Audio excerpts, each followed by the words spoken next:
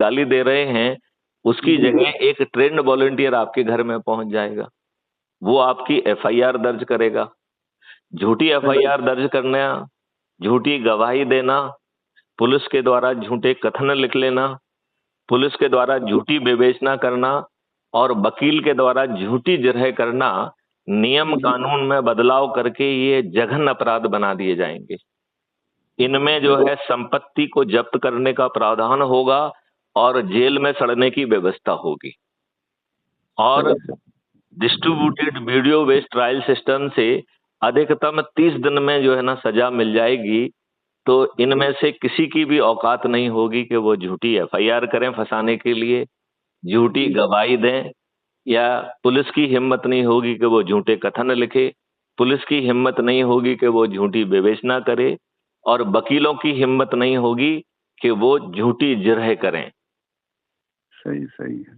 तो उनका काम जो है अपने मुवक्किल को जिताना नहीं है। क्यों? क्योंकि वो मुवक्किल के वकील ही नहीं होंगे, वो डिफेंस के लॉयर होंगे। उनका भुगतान भी क्राइम फ्री भारत की तरफ से ही मिलेगा। तो प्रोसिक्यूशन के वकील का और डिफेंस के वकील को, दोनों को ही जो है क्राइम फ्री भारत के तरफ से रेवेन्यू स्ट्रीम मिलेगी।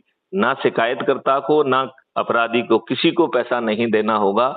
और जितना धन बांटा जाएगा, इसका दुगना जो है अपराधी से दंड के स्वरूप वसूल करने का कानून में प्रावधान कर दिया जाएगा।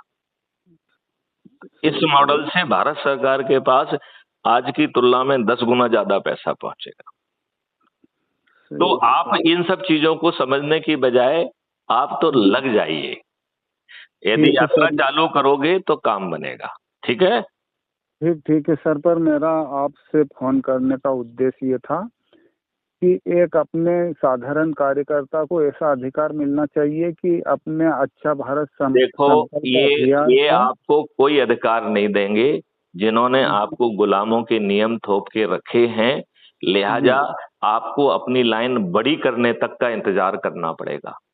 आपको लोगों को जोड़कर शक्ति हासिल करने का इंतजार करना होगा।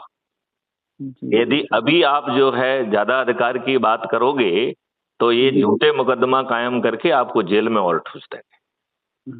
नहीं, जैसे वर्तमान में मेरी जो समस्या है, ये घरेलू समस्या है। आपकी समस्या का जो भी निदान है, जब तक वहां पर कार्यालय नहीं खुल जाता है तब तक आप अपने स्तर पर जो कर सकते हैं वो करिए।